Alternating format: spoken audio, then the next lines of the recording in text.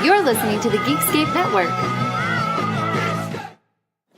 Time to fire up the VCR. This one's my favorite.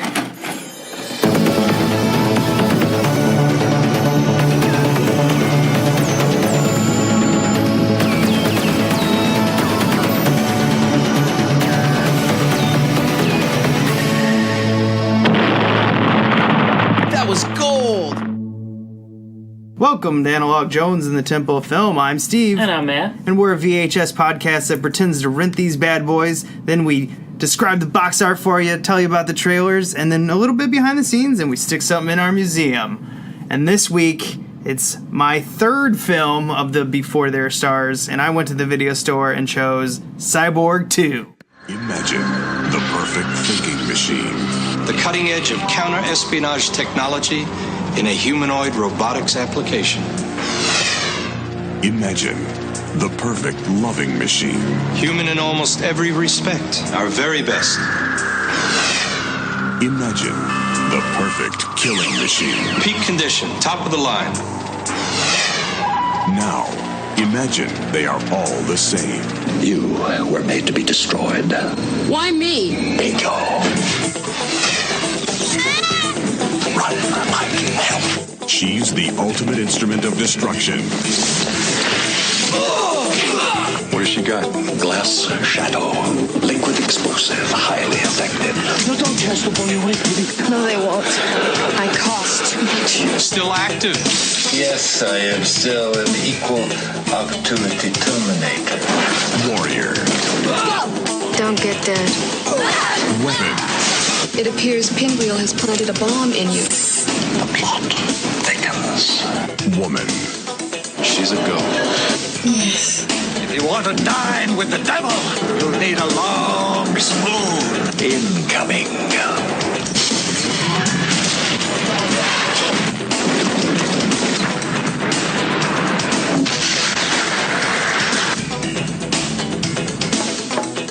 You've been a naughty girl. Cyborg 2. It's in my program.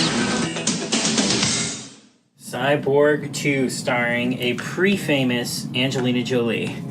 Yes, I think she was about 20 in this film. Obvious she was going to be a star.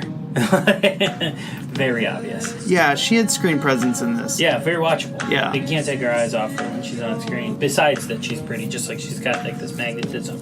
Yeah, she's got a screen presence that's kind of hard to describe, but maybe it is just because when she captivates the camera, she grabs the camera's attention really well. And obviously this is part of our Before They Were Stars marathon we're doing this month.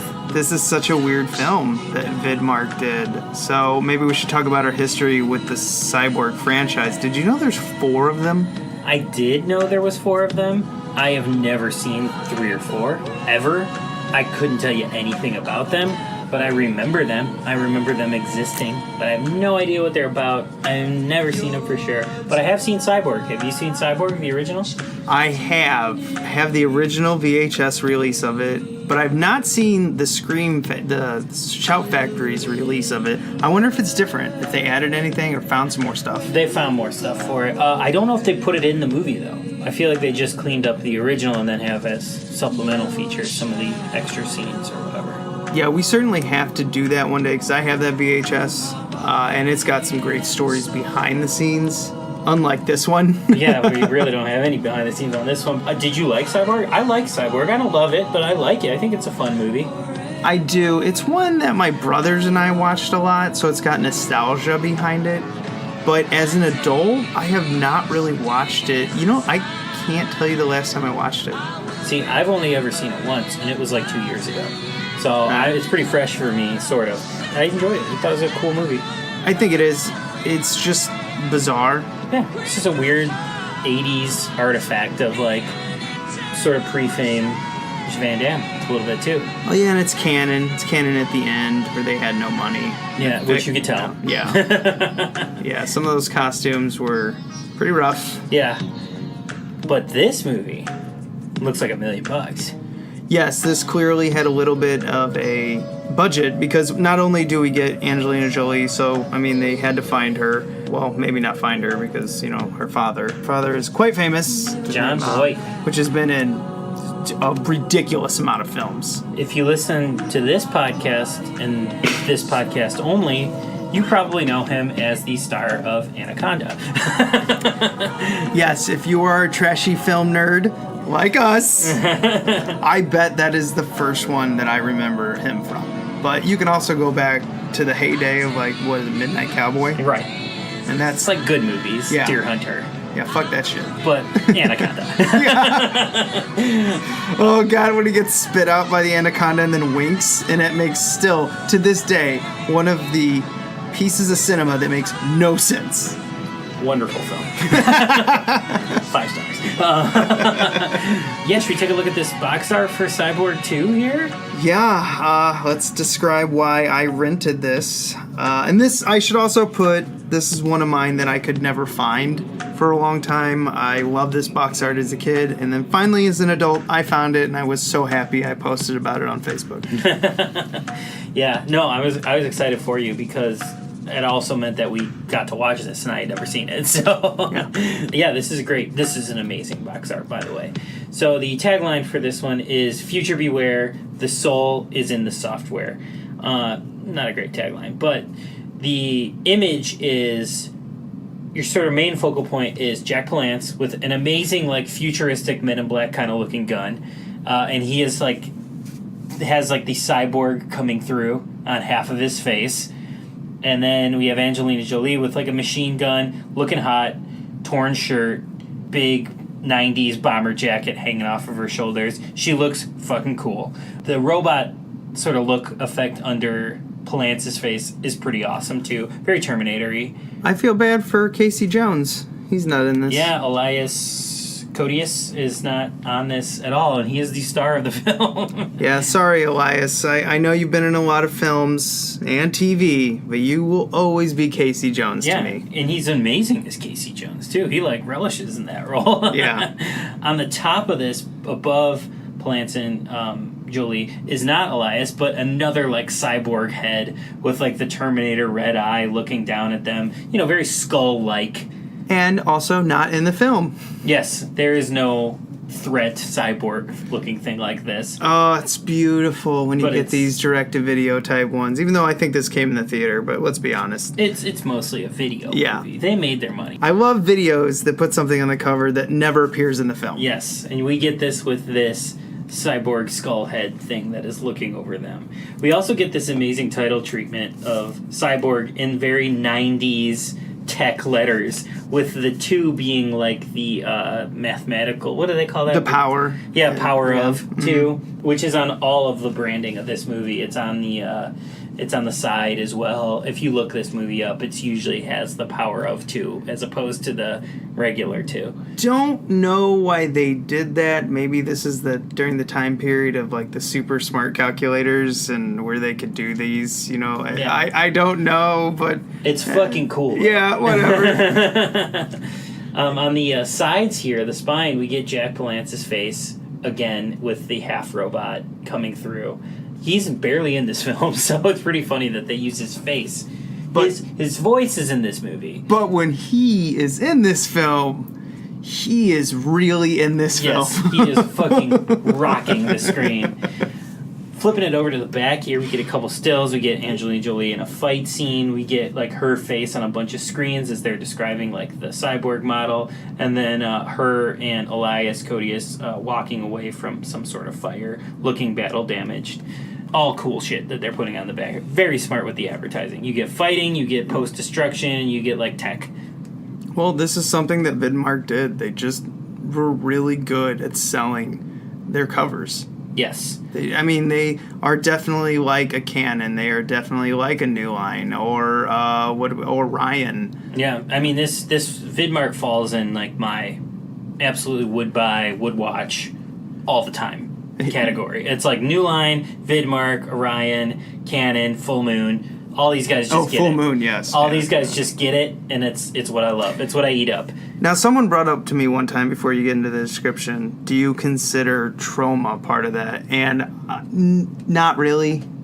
I don't. Me neither. Because they're their own thing. Trauma is its own brand. Yeah, Trauma is Trauma, and that is what they are. And for better or worse, you know? That is what they are. I was like, there's not many Troma films where I specifically remember the cover other than the Toxic Crusader, but that's just because they stuck him in the costume there, and every kid was just like, oh, Toxie. Yeah, they're not, to me it's like, Troma's Troma. I see a Troma cover, I'm like, that's a Troma movie, you know? That's just like, when I see a Vidmark cover, and I'm like, ooh, what's that? You know, considering Troma has probably, most of their movies they didn't even make. Yeah. Oh, yeah. 90% of their catalog is just like purchases, or I say purchases. They didn't buy those movies. They were given to them and said, "Hey, will you release our movie?" Yeah. And they're like, "Sure." That's basically how that works. Thanks for giving us power of your film. Yeah. So here's our description for Cyborg 2. It's biotech corporate warfare in the year 2074, when cyborgs, robots in human form, have replaced humans at all levels. A malicious American cyborg manufacturing company plots to take over their chief competitor by liquidating their entire chain of command. The corporation's scheme is lethal. Inject one of their own cyborgs, beautiful Cash Reese, Angelina Jolie, with a powerful new liquid explosive that detonates her and everyone in sight. But the wise and benevolent tech master, Mercy, Jack Palance, tips Cash off to her fate, and she runs to escape with the help of a human hero, Colton Hicks, alias Codius. Together, in the dark corners of the city, they face psychotic and ruthless hunters as they search for a way out and back to humanity. Rated R. I forgot Jack Palance's character's name was Mercy. Yeah, Mercy. Everybody's got great names. Cash, Mercy, and Colton Hicks. Good names for like an action movie. Oh, it's Colton Hicks. Which one is Colton Hicks? That's Elias Codius. Okay, that's Elias Codius. What is the other, the really creepy-looking tracker that they use in this? I forget the character's name. Man, he's great in this. I'll get into him in a second when we get to the movie, but should we just pop this... before we pop this tape in, you picked this up, right? If you saw this on the show. Absolutely. The only reason I think I didn't... Oh, you know what? I'm pretty sure I did rent this as a kid at some point, but I think it's just got lost. You know what? Maybe I didn't. No, you know what? I think this was the first time I saw it because I just remember the box art and I really wanted to get it, but for some reason I never rented it. So as an adult, I had to have this. I'm right there with you with this one. I remember the box art from the video store as a kid, and I can't remember. Maybe I did rent it as like a little kid, and I just don't remember it. Mm-hmm. It seems like something I absolutely would have picked up. But I think later in life I never revisited it because I had never seen the first one. So I was like, well, I've never seen the first one. I'm not just going to jump in at Cyborg 2. Yeah. As a kid, I would do that shit because as a kid, it doesn't matter. You start with like Halloween 4. It doesn't matter. But like later on when I was getting into movies more seriously, I was probably like, I really want to see this, but I need to see the first one first. Yeah, I think what I always get confused about this is I think I've seen clips of Angelina Jolie in this film, like used in YouTube or something. And, like, I think I've seen this film. But not until we put this bad boy in. Anyway, before we put this in, let's check out Geekscape's film that they are promoting. Here we go. Hey, Geekscapists. Jonathan the Podfather here. And when I first started Geekscape back in 2006, it was just a podcast. But then it grew into a podcast network and a community. And the whole plan was to turn it into a production company so we could make cool films and TV ideas and all sorts of stuff for you guys. We'll always be doing the podcast, but right now I want to let you guys know that we're running a Seed and Spark campaign for one of our first original productions. And this is a co-production with Dweeb Darlings and Fonco Studios called Stalking LeVar. It's a continuation of the web series Stalking LeVar. If you go online, go to YouTube or dweebdarlings.com and look for Stalking LeVar, and you guys will find a pretty fun 2 seasons of this show. We're going to make a short film out of it, but we're going to need your help. So go to seedandspark.com, search Stalking LeVar, as in LeVar Burton, and you'll find our project. Listen, if you can't donate, it's okay. Just follow and share. That'll help us out a whole lot. And then if you can donate, as some of your fellow Geekscapists have, we'd appreciate that too. The campaign's going to be running for a while, so I really, really appreciate you guys checking it out, and enjoy the rest of this show. All right, man. Let's pop this in and look at these trailers. The beautiful thing about Vidmark is that you will always get just a wealth of trailers dumped on you before the film starts. I love it so much. These trailers also are good enough where you forget what movie you're watching. that's when you really get some good trailers. Now, nowadays, like and I don't mean to keep picking on Disney and Marvel, but let's be honest, it's like 25 minutes of trailers. Yeah. This is more fun than that, though. Well, this isn't 25 minutes. This is more like 10 minutes of trailers. Yeah. What I'm saying is, like, when you go to the theater, and this is a lot of big companies, you forget what movie you're watching because you're like, oh, I'm exhausted from all these trailers. This one is, the trailers are so interesting that you temporarily also forget. So it's like a different effect. Watching these Vidmark movies makes me feel like a kid again when I would rent these movies and then write down all the movies that they like showed the trailers for because I wanted to see them all. And like whenever I visit these as an adult, I feel like I want to do the same thing where I'm like, I gotta see these movies. I gotta write this down somewhere. Like, I'm pretty sure I do this at every Vidmark movie I rent. Yeah, this is why they keep coming back for the podcast, because they've got just a wealth of stuff to take apart on the tape itself. Yeah, it's great. It's wonderful because we'll get into it in a second, but we get not only trailers, but we get a commercial as well. And I love that shit. I love when we get, a whole little pre-show before the movie starts. Yeah. Do you remember the one we did about the AIDS using condoms way back in the day? Is that Cool World? Cool World, yeah. Yeah. So we get another AIDS one, don't we? Yeah, we'll get to that in a second. First trailer that we had here was, I know something Matt loves. It's Warlock 2. Warlock the Armageddon, one of my favorite movies of all time. I fucking love this movie, and I fucking love this trailer. This trailer's so good. I wanted to fucking watch this movie again, and I just watched it 6 months ago. I think I've said this to you. I've never seen a Warlock movie. I mean, you got to see the first one. The first one's like the good movie that's just like a good movie that's set up, but you got to see it so you get into the second one, which is just like everything in the kitchen sink, and it's wonderful. Yeah, it's basically what Leprechaun to Leprechaun 2 did. Yes, exactly the same thing. Where you need the first one, and the first one's probably a better movie, but the second one is so fucking fun and so watchable, and I definitely like the second one better in both of those cases. So. Yep. When it comes to trashy Leprechaun films, we can say that the first one is more of your good film. Yes, right, exactly. Same thing with Warlock. It's a Warlock movie, but it's like the good film. Yeah, Warlock 2, amazing. If you've never seen it, do it. If you've never seen the trailer, go on YouTube right now and watch the trailer and tell me you're not fucking hooked. Oh man, is there bad CG in it? I can't remember. Absolutely. Yeah, all right. Then the next one is actually something that I think could be good, and it's done by Vidmark. Like, classy good is definitely The Last Light. Yeah, they do this though. Trimark releases, they were a big company. I mean, they were the precursor to Lionsgate. They did B movies, and that's what they kind of got famous for, but they did A movies too. Yeah, I think what they did was they do a couple B movies to fund the A movie. Right, and this seems like one of their A movies. They got a lot of great reviews for the performances in this movie. Last Light is a prison drama that stars Kiefer Sutherland, Forrest Whitaker, and Clancy Brown, and Amanda Plummer. So just star-filled for the 90s and praised movie. In the trailer, I wanted to see this movie. Yeah, it made it look good. It makes it look really good. And what shocked me is on IMDb it says it's a TV movie. This one seems like, to me, one of those movies that would go straight to HBO in the 90s, though. Where those movies were good. Stuff that went straight to HBO back in the 90s were solid movies. Yeah.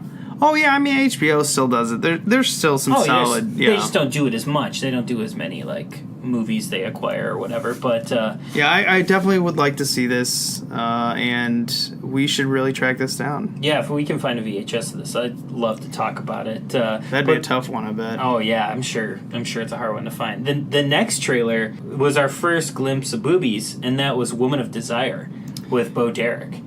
Yes. That is a lot of nudity in one trailer. And it's all her. It is Bo Derek is the star of this film, and you see her boobies 3 times in the trailer. How shocked were you when you saw that? I literally was I was picking some stuff up off the floor, and I looked up and I was like, was that a boob? And then I was focusing on the trailer then, and then I was like, those were definitely boobs. Yeah, some of these Vidmark, I think Vidmark has done this a couple times. It's during their rated R releases, they will do it. I remember this specifically, especially from when I was a kid. I loved renting these movies because not only did I get the boobs in the movies, I got the boobs in the trailers.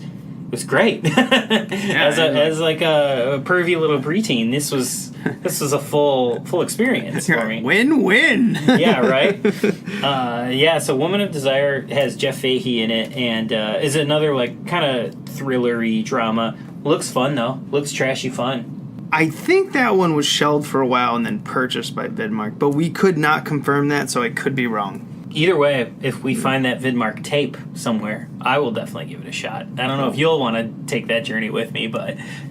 Come on, you know I would.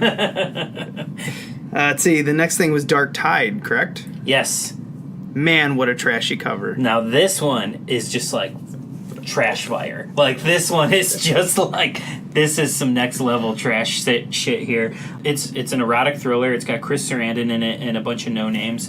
A lot of sex already in the trailer. And then the cover itself is basically just two naked people pressed together.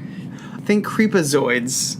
Back when you had the two people in the shower just like pressed together with soap suds. Yes. That is like exactly what this is, except minus the soap suds. Right, and it is the cover of the film. So I have this VHS because how could I pass up this cover? I've never seen the film though. It's unbelievable, guys.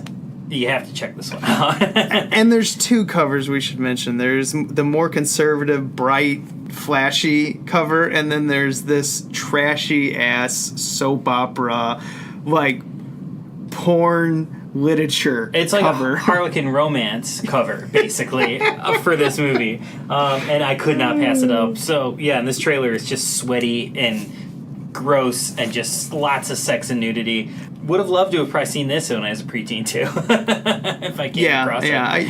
My parents wouldn't let me rent that. I would have brought it to them. They'd been like, "This is porn." Yeah, I'd be like, "Nope."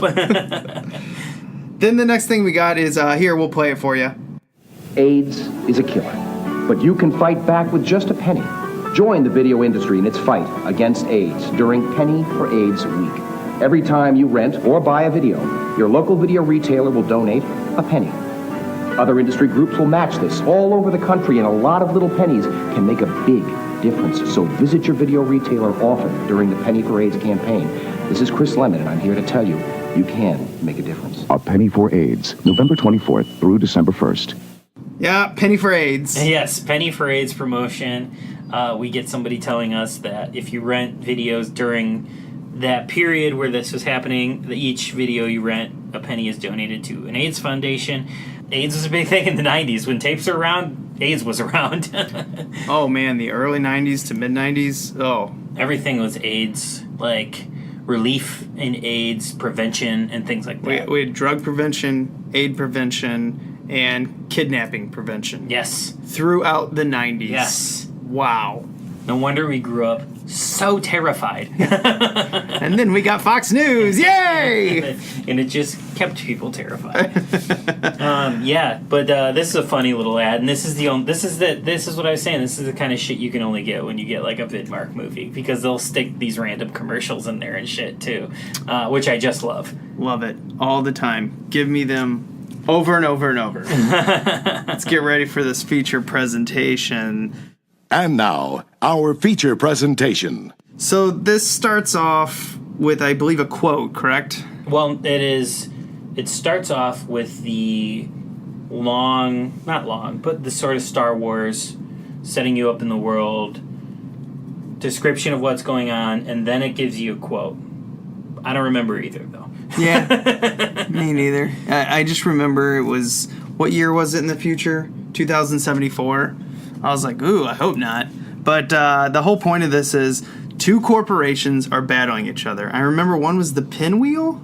Okay. But I don't remember the other name of the other one. But we had basically Japan versus the U.S. Yes. And we're in they're actually androids. This is one thing I have a problem with this film. Cyborg, Jack Palance is a cyborg because that's like a human with robotic parts attached. You know, think the Borg or think RoboCop. Or Cyborg in Justice League. Yeah, exactly. And then Android, you know, what Angelina Jolie is. So this movie should be called Androids.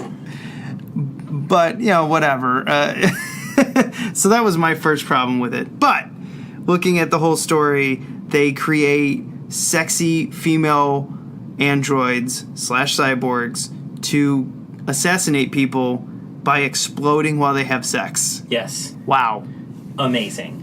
Also, this whole beginning of the movie starts off in widescreen, which is something we haven't seen too much of during this podcast, but it was something they did used to do during the VHS era, where the beginning and the end would be in widescreen, and then you would go to your typical full screen throughout the duration of the movie. This one has a very big widescreen opening, and I was like, not having remembered this movie or maybe never even seen this movie, I was like, oh fuck, this is like a movie though. Yeah. It starts off in that widescreen and you see the dystopian future, and then you see them building a cyborg or android, and I was like, holy shit, there's some money behind this, and this looks good. Yes, when I first saw it, so you could see it in widescreen at first, and then you could see all the setup of the dystopian world where they're giving you all those models and maybe some matte paintings in the background and everything like that. I was like, oh, maybe they spent money on this. But then we get into facilities where we're inside rooms for pretty much the rest of the movie. Right. They knew where to spend their money. Yes. They spent their money on what the big expansive world and everything like that. But then they kept the movie inside. It's a nice trick. I like it though. It works. It works every time. You believe it. If you start a movie with something like that, you think you trick your audience every time. It works perfectly. But I will even say, for the scenes that are mostly then indoors for the rest of the movie, still look great. This is a very well shot, cheap movie. Very well shot. Yeah, they're doing the most they can with lighting, like when all the android women, cyborg women, are fighting each other and training with with Casey Jones. When they're all training and fighting, they have a spotlight on it because they don't want you to see the exterior walls, this room. So they do what they can. I understand this. I have no problem when I see, low budget films do this. At least, do what you can to pull it off, and I think they did. Yeah, they were like, we can't put our money into sets and big things, so we have to get a good cinematographer to shoot this, and then, a smart director who knows how to cover that. Looking at the back here, though, Michael Schroeder is the director, and Jamie Thompson is the director of photography. I've never heard of either of them, though. Nope. They did a great job, though, here. Great job. Yes. I mean, for what they had, yeah, of course. I mean, they're just doing the best they can, and it was mostly an enjoyable film. I mean, Jack Palance overacting is brilliant. Okay, we can talk about it now. But my favorite actor in this movie is Billy Drago, who is the villain.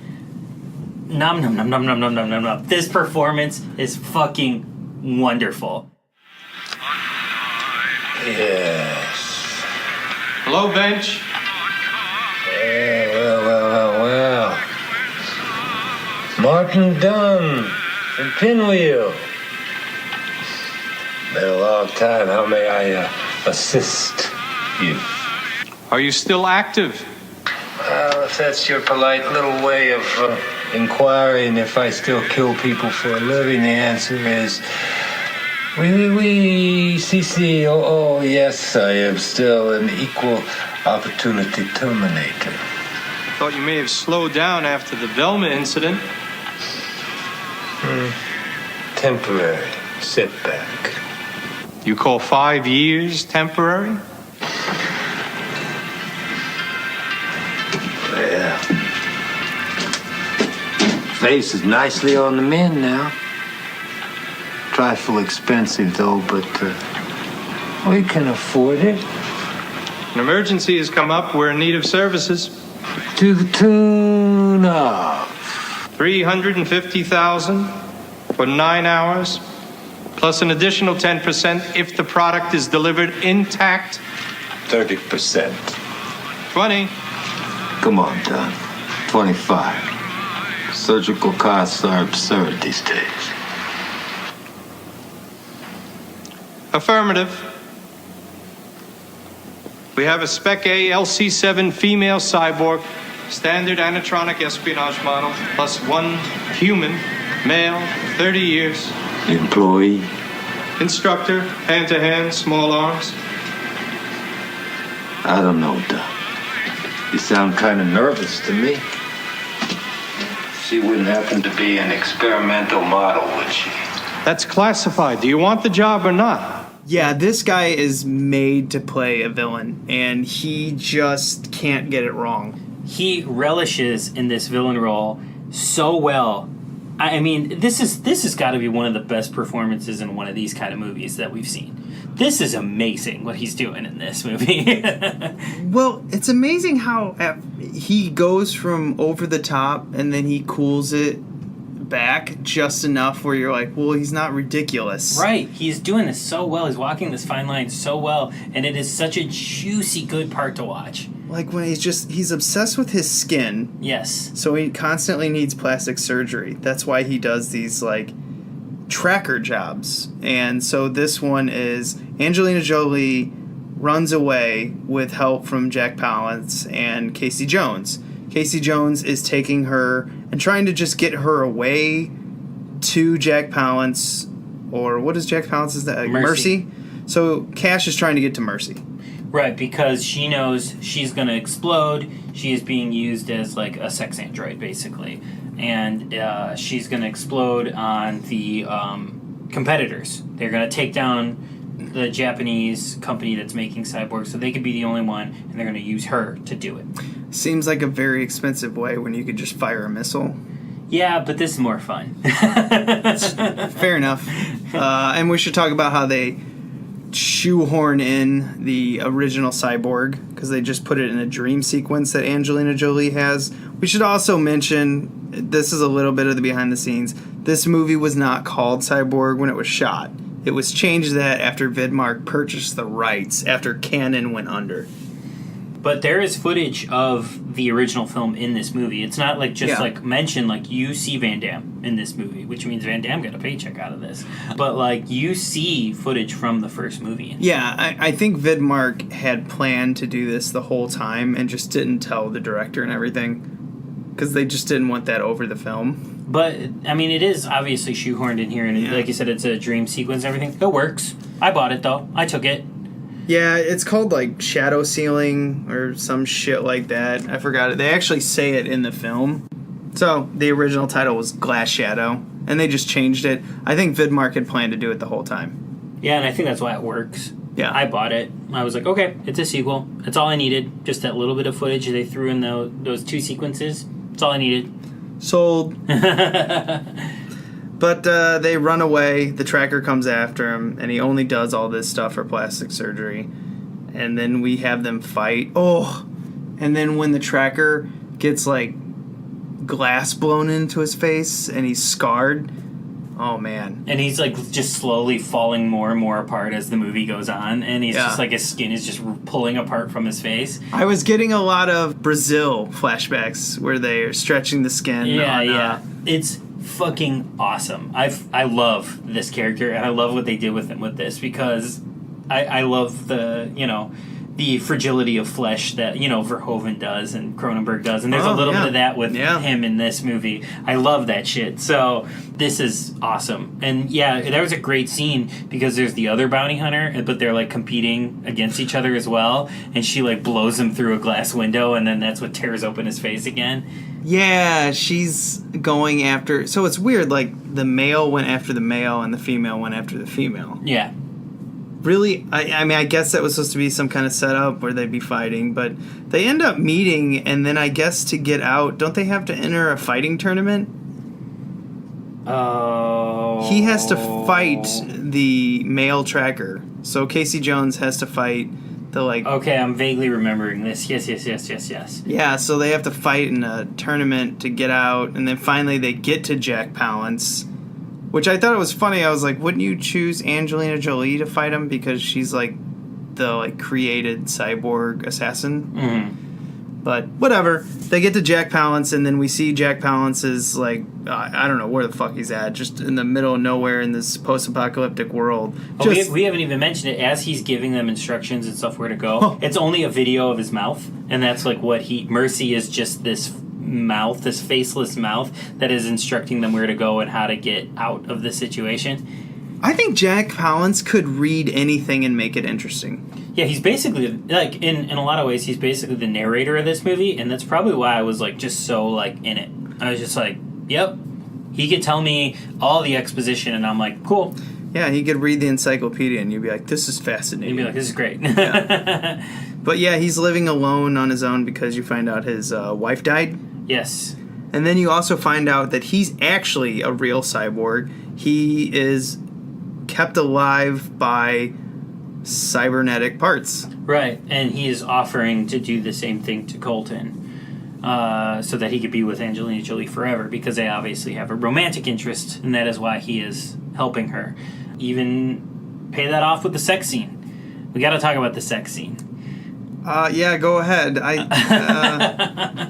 Probably another, part of the attraction to Angelina Jolie early on for studios and filmmakers. She looks great in that sex scene, and I was like, is that her boobs? Because did you notice they show boobs, but they cut off the top of her. They cut off her head. Yeah, but they pan back, and then it is okay. So they did do that. Yeah, all right, they all right, have, in the first way they show it is it could have been a body double, but then they pull the camera back, and you see that it is her, and it's like, damn, that's a good looking woman. Early in the podcast, I said she was 20. I mostly said that because I really hoped she was 20 and we weren't watching like a 17-year-old. No, she's got to be like 20 here. She's always been very like mature. Well, her age, but she carries herself very well. She's not like 17 here. We could look it up and confirm, but I just don't want to know. No, it's all good. It's all good. Nope. But yeah, this I think this sex scene is kind of legendary because then she blew up, got really famous, became a sex symbol, and then people went back to this movie to see that, basically. Yeah, that is a thing. What was another one she was in, like Geely or whatever? Gia. Yeah. Another one that people went back to for the topless scene or whatever. But that's actually one where like, oh wow, you're a really good actor. Isn't that the one where she just goes like batshit crazy as a supermodel? And that was a HBO movie. Oh, so was it? It All full circle. We all bring it all full circle here today. Oh, very interesting. So the twist in this film is Jack Palance decides to, take like however they were tracking Angelina Jolie. I think he puts it in his body along with the explosive, and he goes back to the corporation's leader and self-destructs and kills him. Right. I saw that coming, but I do love how the corporate boss, or whatever you want to call him, he's in that shitty golf costume. Outfit, yeah. And he's just like, whatever, we're just going to blow it up because we've got the technology, so I guess you lost after all. And he, like, pushes the detonator, and Jack Palance has some great line where he's like, nope, you're the loser. Boom! Explosion. Great scene. Mercy. Glad you could make it. You know, you've always been such a formidable opponent.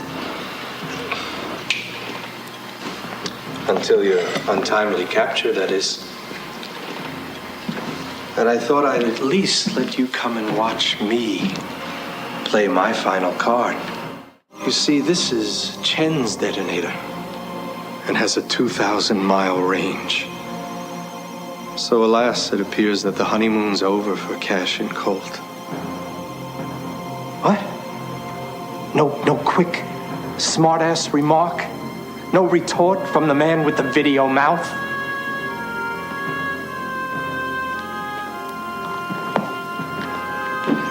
Cash and Colt, you can kiss your asses goodbye. Warning. A detonation sequence has been detected within the complex.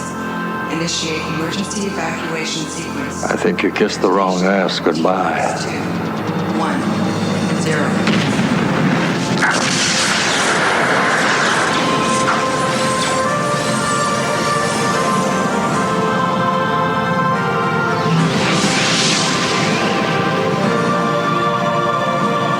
I enjoyed it. I enjoyed that corporate douchebag getting his final dessert. Yes, it just blown the fuck up. It was great. It was wonderful. Oh yeah, and then they cut to the end and it shows Angelina Jolie is like still looks 20-something years old, and then Casey Jones has aged horribly. Yeah, in the worst old age makeup I have ever seen. Still hilarious, though. Takes all that time in the makeup chair, and then he sticks him on camera for like 5 seconds, and it looks shitty. Yeah, oh god, it looks like he's a monster. Yeah. Not like an old person, like a fucking like Michael Jackson Thriller zombie. Like yeah. I was like, ooh, woof.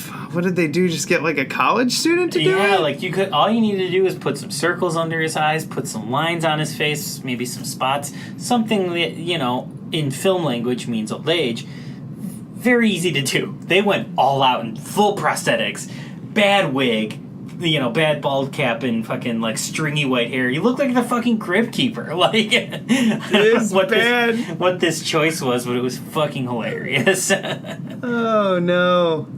Yeah, it's bad. If anyone wants to watch this, though, it is available on Daily Motion, I noticed.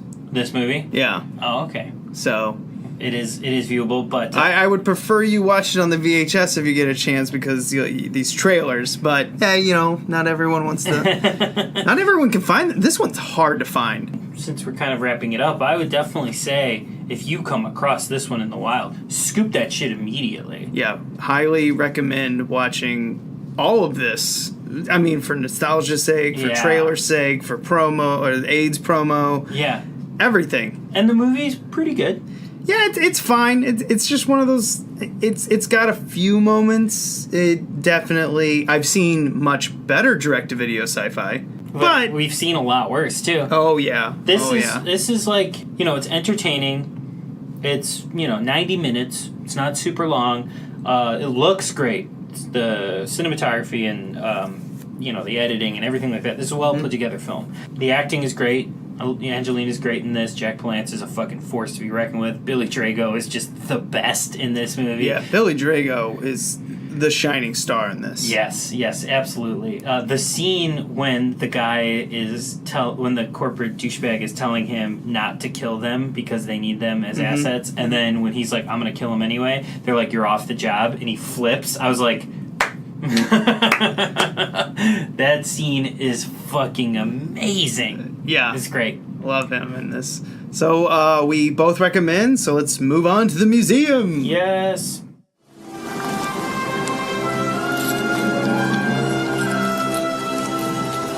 This is the second time I've had to reclaim my property from you. That belongs in a museum.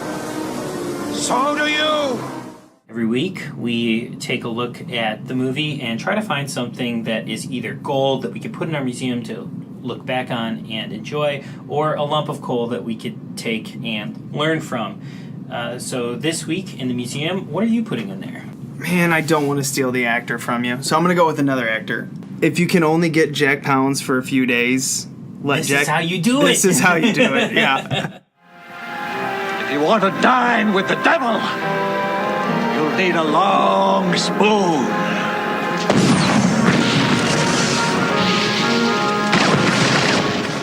He may be, years from now when I think about this film, I still think he's going to be the actor I think about, even though Billy Drago is his name, is so damn good. It's just because it's so comical how they take his mouth and just have him over-enunciate every fucking word. Every bit of exposition for the movie, basically. Oh, he's the best at exposition. Yeah. I mean, come on, the exposition is so good that I forget that he's doing it. Right. Yeah, no, he's fucking awesome in this. I'm putting Billy Drago in the museum, but like with Palance being like a close second. Yeah. Like they're both so good in this movie. Where do you hail from, Mr. X? New Orleans. Have you ever been to the magical Far East? No, I haven't had the pleasure. You really should get out more, Mr. X. Travel really does broaden the mind.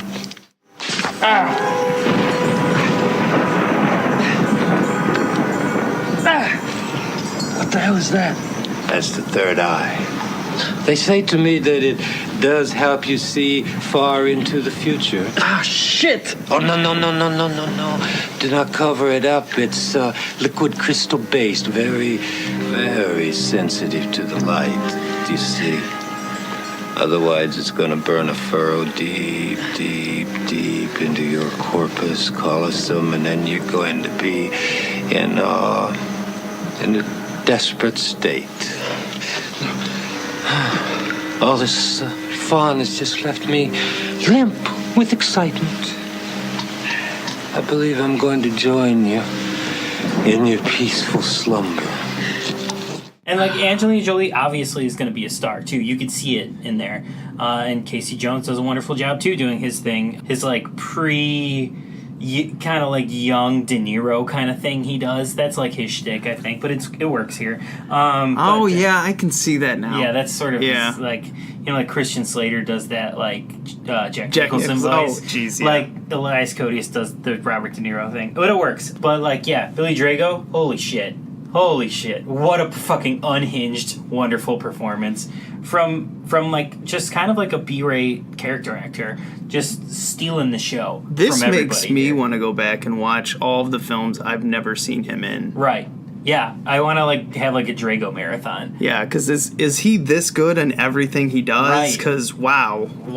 I knew who he was because I had seen him in stuff before, but I can't even tell you what. Like, I've seen him in like an episode of Charmed, and like he's in one of the Masters of Horror, things like that. But like, is he in the 90s? Is he just doing this role in every movie? Because if that's the case, sign me the fuck up. Like, he had a lot of actors credits, so I think he did a decent amount in the mid to late 80s and early to mid 90s were his like prime. Yeah. But the sad thing is like I don't remember him in any giant films. Yeah, I wonder if he ever broke through. It'd be something to look up if he was like made an appearance in like some big movie. I will laugh my ass off if he's in like a movie like Terminator size level. Yeah, where we're like we just forget. Yeah, they probably. But just piggyback on you too a little bit. Jack Palance just killing it. Killing it. Lovely. I mean, like Jack Palance has basically two careers. He has pre-Batman and post-Batman. Yeah. Once he hit Batman, I only remember him just eating the camera. Like, it's just like he's in City Slickers. Yes, and this. It's great, yeah. Oh my god, I love those City Slickers movies, both of them. They're so fun. So ridiculous, and I love it. And Batman, yeah, small role, but fuck, he's fun in it. I know he's only in like 5 minutes of screen time or something like that. So memorable. You never forget he's in that movie. He's the Joker's boss. And he does the You're My Number One Guy before Joker does it to Bob.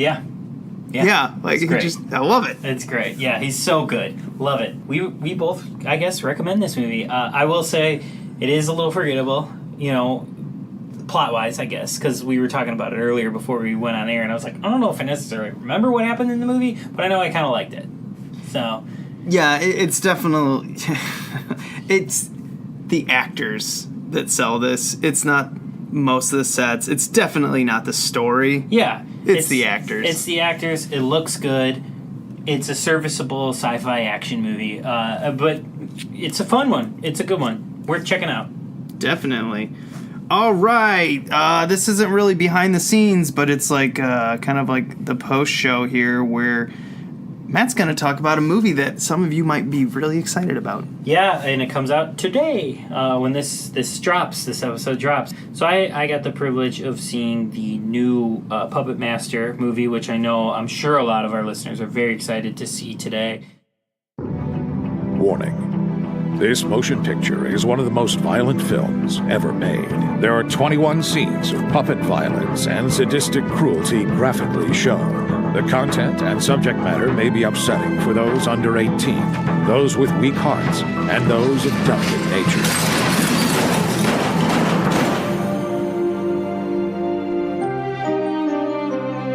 This cellar workshop is where André Toulon manufactured puppets.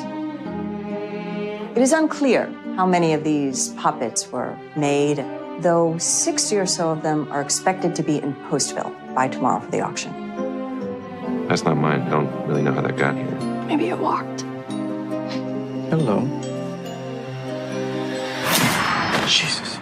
Well, you definitely seem like a toy that a maniac would make. And probably have already watched it. Like, they were like, watching that, listen to our episode. I'm sure, because I think there's a lot of crossover with the Puppet Master franchise and our listeners. But yes, it dropped today, Littlest Reich. People are very excited about it. It's the reboot of a beloved franchise from a filmmaker that, Craig Zoller has made 2 movies that blew the minds of, genre fans with both of his movies. So very excited to see that coming together, and I've seen it, and I have to say, it's fucking terrible. It is such a bad movie. I have always been a defender of Full Moon, and I love their movies, new and old, but I can see the complaints people have with their modern films, and I get it, and a lot of them are cheap, and a lot of them are bad, and the newest Puppet Master last 3 movies have been extremely cheap. Here's my problem with the newer Full Moons. I don't care about cheap. I don't care about bad. They're sloppy.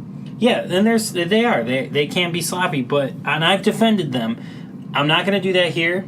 I see the problems with those movies. I see them. I would take those, though, any day over this new one for the sole reason that this movie doesn't know whether it wants to be brutal or funny, and in that, we lose the characters. There's no character development. The puppets, there's a fucking 1,000 of them, and we don't get to spend any time with any of them, so we don't get to look at them and be like, oh, that's a cool design or whatever, because they're on screen for 5 seconds each. They all do the same thing. All the puppets do are just slash throats. That's their thing in this movie. So there's no crazy tunneler scene or anything like that where they're going through bodies. It's just throat slashing for 90 minutes. It doesn't know what it wants to be, so there's the couple moments of humor in it just fall flat. I'd take a Full Moon one any day over this, just because this is so scatterbrained and forgettable and just plain awful filmmaking. Skip it, honestly. Wow, really? Skip it? Skip it.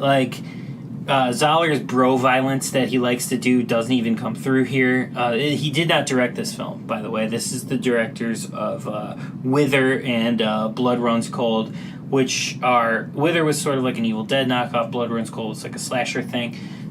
Not good movies. So they don't really have much of an eye here. The movie looks dirt cheap. This movie looks very cheap. Consumer level camera cheap, bad lighting. The acting is terrible. They have Thomas Lennon in the lead, and they don't give him any jokes to do. Barbara Crampton shows up in the movie for 5 seconds and has nothing to do. It's just bad. It's just a terrible film. Oh, man. And we're going to see more of it now that it's sort of out in the world. But all the people that I've talked to that sort of, work at websites like I do and things like that, a lot of people really are very disappointed with this movie. So I think this is going to kill their sort of idea of rebooting a bunch of Full Moon movies, because Castle Freak was supposed to be next. I think this is going to suck the wind out of the sails, and I fucking hope it does, because this movie's terrible. Yeah, just let those old movies die. But, everyone's got the nostalgia itch. So, it depends how much money this makes. Mm-hmm. If they make money, they'll do a Castle Freak. Yeah, the thing about it is the reviews are not good, but if everybody goes and downloads it today, then it's gonna make money, and we're gonna see more of these shitty. Yeah, lazy. Really, this movie's lazy. That's what this is. So. Yeah, I'm tempted, even after your bad review, but I don't know. Maybe I'll just skip it. I don't know. Yeah, I mean, do what you want with it. Listeners, you're going to see it anyway. I know you are. I went in totally open mind. And actually, I will say, the movie started, and I was like, oh, I like this. This could go really well. And then about 20 to 30 minutes in, I was like, oh, nope, falling apart. the bottom has fallen out. But yeah, it started, and I was super into it for a second. I was like, this could go really well. Yeah, then the puppets show up, and the movie falls apart, unfortunately. Sadness. All right, stay after the show. We'll do our Beehive, or maybe just I will, because we did the vote for that, and you guys voted for the Mormon camp film. Thanks a lot. Yeah, I don't know if I'll be in that one. I don't know if I'm joining you for this. We'll find out after the episode, because I still, or we, have to watch it. Yeah. I'm not looking forward to it, but I'm going to do it. Yes, you put it on a vote. I didn't even know you were going to do this. You monster. And I didn't know it was a Mormon film. And I woke up this morning and I saw the poll and I was like, what the fuck is he doing? Is he gonna make me watch another religious movie? Oh, no. You chose The Littlest Angel. Oh, I absolutely did. But I did not have a say in this today.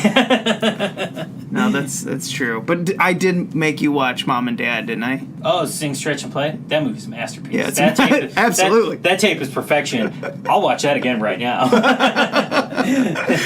Greatest Christian exercise film ever made. Christian exercise film for children. Yes. Worth $1 million. Guys, I said it before and I'll say it again. If you find this tape in the wild, you grab it, you take it home, you frame it, and you just wear that fucker out. It is solid gold. Okay, remember to rate and review us on iTunes. It does help. You can listen to us on Podbean. I'm still laughing. YouTube, Stitcher, Google Play, whatever. All the things. We're on everything. We're also on Geekscape. Remember that. And remember to be kind. And rewind.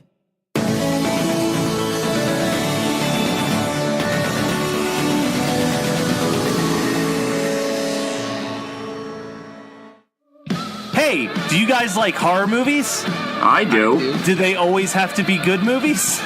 No way. I prefer them to be crap, personally.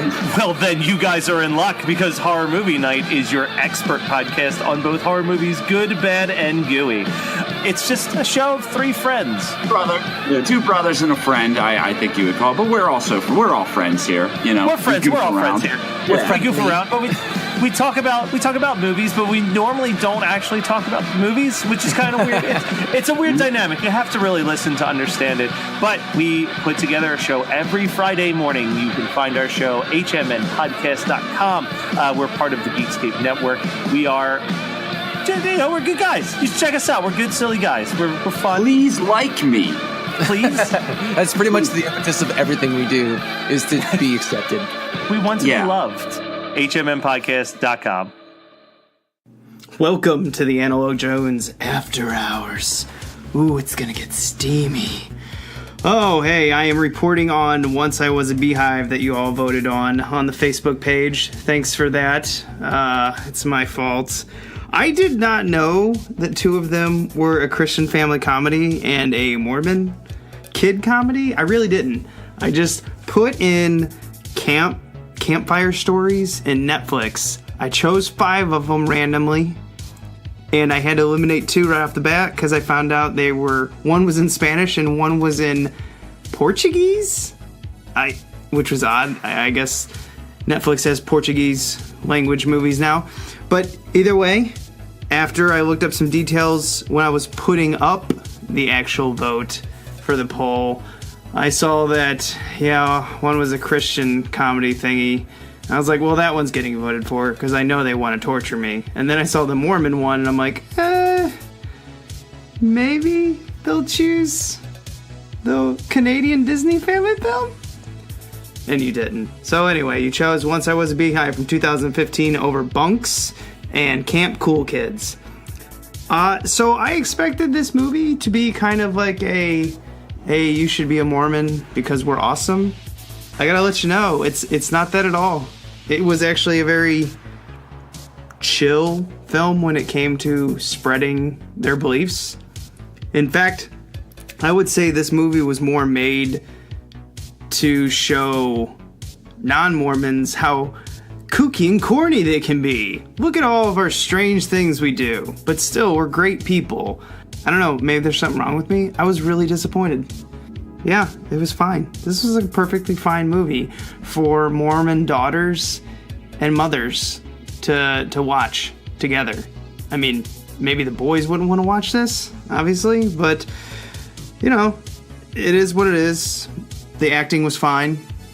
It had a lot of cheesy jokes, like this one about hot park rangers. We also had some kooky characters, like their lead camp counselor, whatever you call it, is like an older woman who was in the army that served as a medic during the Korean War. Anyway, she was like the hard-nosed one that these girls went to. And the whole point of this movie is a girl's father dies. She's non-Mormon.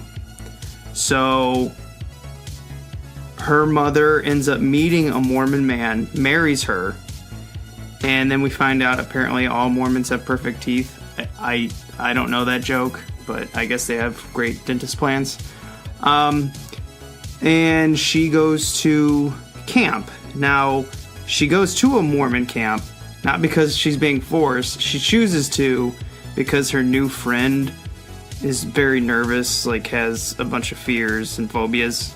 So she goes with her to a Mormon, I don't know, I think it was, I want to say it was like 16 days or something where they go to camp and it's all girls. And I guess that's where the beehive part of this comes in, because the girls who are there on their first year are called beehives. I guess it's like brownies with the Girl Scouts. I don't know much about that, so if I'm wrong, just, curse me underneath your breath. I don't. So she just, recovers from her father dying, and side stories are all over the place. The teenage girls are acting like stereotypical Disney-like movie teenage girls, talking about boys and whatever, and what they're going to do with their lives, and are they going to college, yada yada yada. So another side story was the girl with phobia has a service dog who may or may not have been eaten by a bear, and then they do a trial and go on an Noah's little ark that they towed there, that they actually made, which kudos to whoever made that prop. Impressive. And then, that's the movie. Like I said, it's not mean, it's not nasty, it's actually kind of fine. It took me 3 watches because, it's not made for me, so I got bored. Very hard to stay off my phone on this. Anyway, I'll wrap it up. That's it. But because I wanted a really nasty religious film, don't worry. I turned to my boy Kirk Cameron and watched 5 minutes of Left Behind 2. Ooh, man. That guy is confused and angry at everyone who isn't just like him. Yuck. Anywho, I'll sign off with the After Hours. I hope you've had fun. Good night.